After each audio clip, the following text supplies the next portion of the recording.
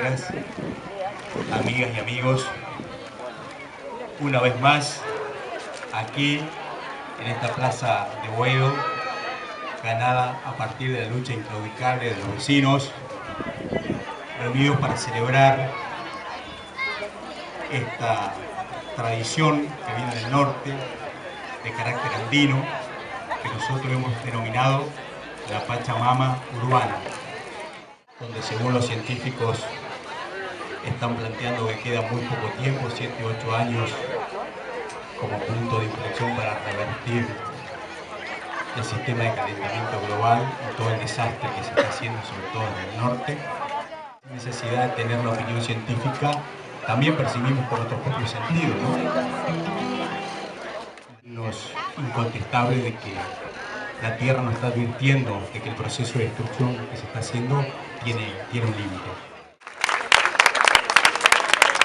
Que integró y que puso siempre su convicción, su fuerza, su militancia en la lucha medioambiental que estamos encarando de la asociación civil. Y bueno, y en segundo lugar, también recordar a quien fuera el alma mater, el maestro de ceremonia, que conocía todos los secretos de la Pachamama, al querido Nacho Mamaní.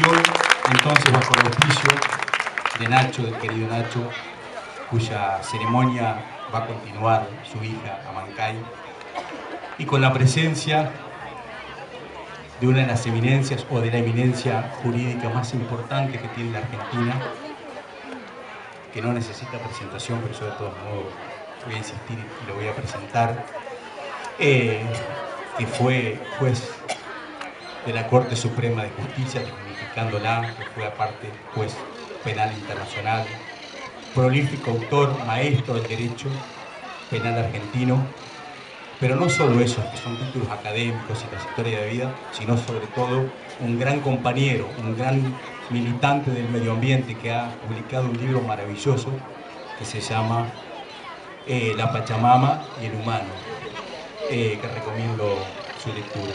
Así que hoy va a disertar, va a compartir esta hermosa tarde con nosotros el doctor Raúl Eugenio Zaffaroni.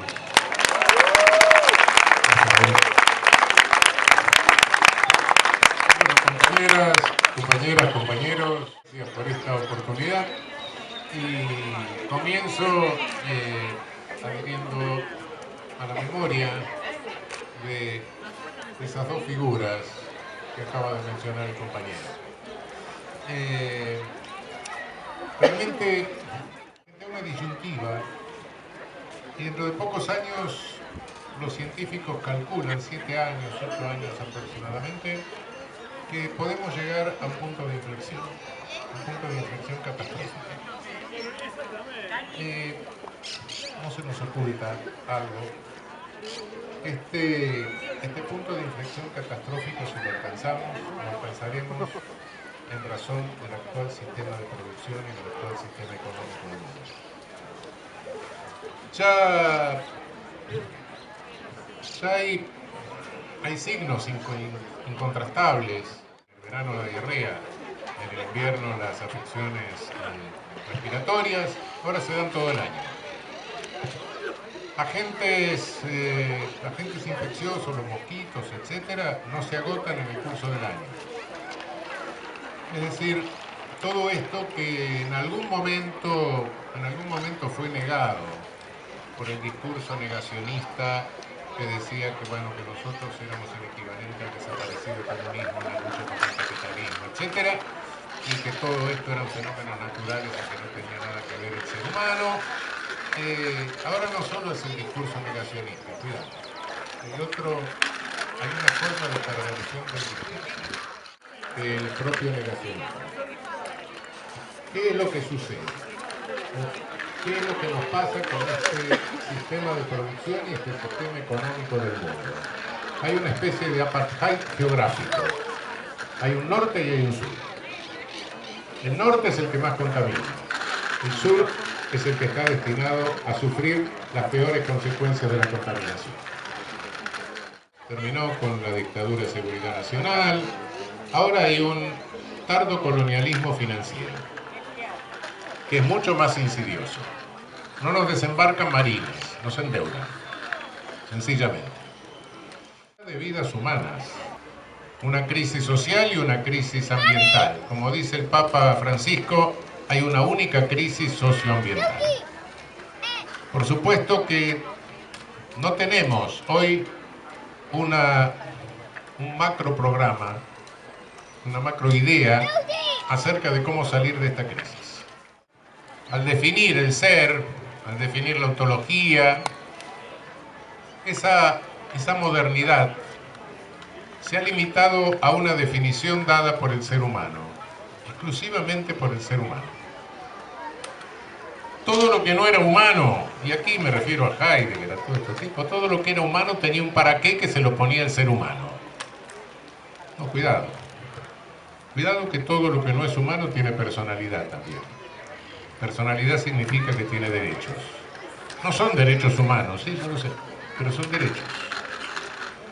Y por otra parte, el que trata de acercarse a la ontología, al ser, a por qué ser y no nada, desde el individuo solo, aislado, fuera de la naturaleza, y lo que se está planteando es una realidad falsa, y se está olvidando que él es parte de la naturaleza. Somos parte de la naturaleza. De lo contrario, sin la naturaleza no podríamos existir. Cuando casi agota a los pueblos originarios, no solo por explotación, sino por la contaminación de todas las pestes que trajeron, entonces se trajeron 20 millones de negros de África. Y después nos independizaron, entre comillas, nos independizó la incapacidad del colonizador ibérico, que no pudo adaptarse a la revolución industrial, pero caímos bajo el neocolonialismo de las potencias del norte de Europa. Y nuestras oligarquías se prestaron a ser los agentes locales de ese neocolonialismo. En toda América ha sucedido lo mismo, en toda nuestra América ha sucedido lo mismo. Hoy lamentablemente, tenemos que reconocer que eso no ha terminado. Lo que ha sucedido en el sur con los mapuches y lo que está sucediendo hoy en Jujuy nos está mostrando que eso no ha terminado. Compañeras, compañeros, la lucha sigue. Es una lucha anticolonial. Es una lucha de liberación del colonialismo. No nos engañemos, el colonialismo no terminó, cambió su forma. Hoy tiene formas más insidiosas que aquellas anteriores, pero no menos criminales ni menos genocidas. Bueno, muchísimas gracias.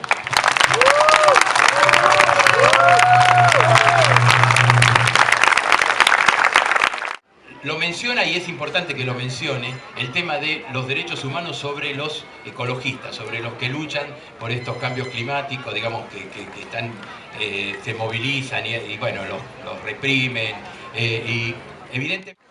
Y hay formas irracionales. Bueno, hay que combatir las irracionales, sí, estamos de acuerdo. Pero cuidado con que quieran con eso privarnos de las racionales para quedarse con nuestras riquezas y para seguir cronicizando nuestro subdesarrollo y nuestras víctimas.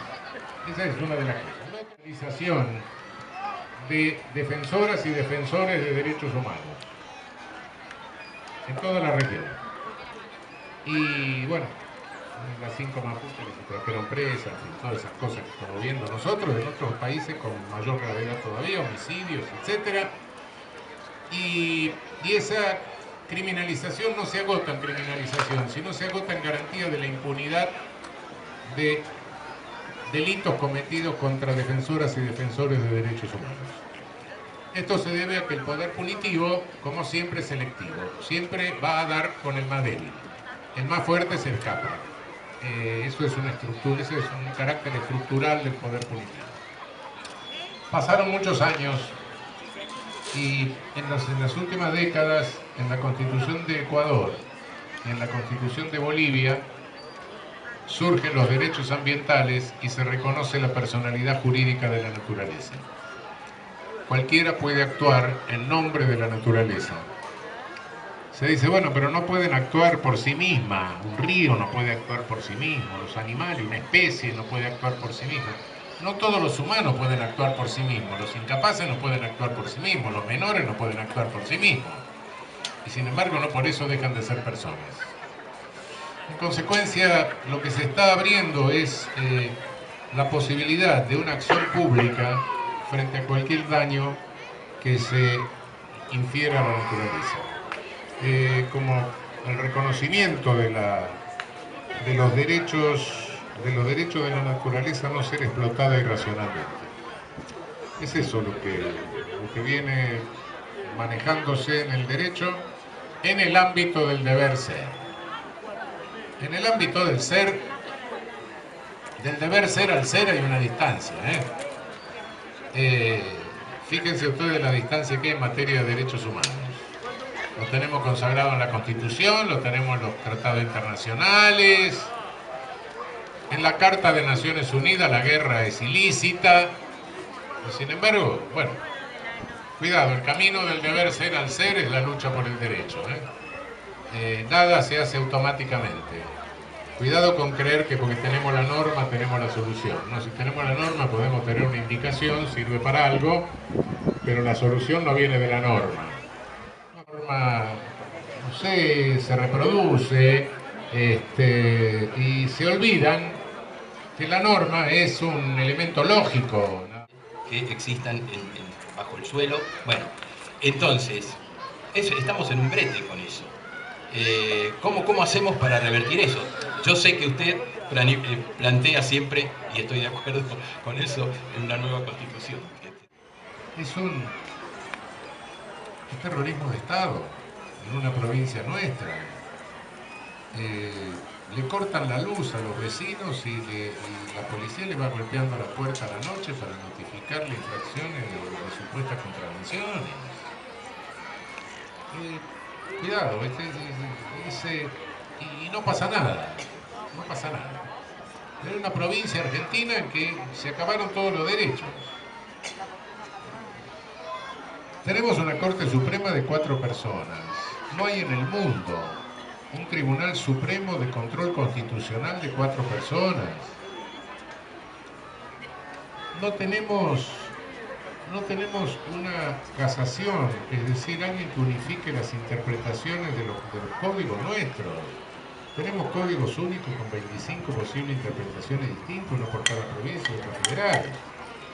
Cada uno dice lo que quiere. No sé, todas esas tareas, si pienso en España, bueno, el Tribunal Supremo que hace casación tiene 30 jueces, el Constitucional 12, en Italia creo que son 45 los de casación y los otros 12 del Tribunal Constitucional. Acá hay 4 que tendrían que hacer todo eso y naturalmente no lo hacen. Tenemos claro que sí hay que hacer una nueva constitución. Dentro de esta constitución, sin tocar la constitución, se puede remendar lo del Poder Judicial seriamente. Sí, está bien, no tenemos votos, estoy de acuerdo. Pero Tina no me gusta. There is no alternative, no me gusta. Porque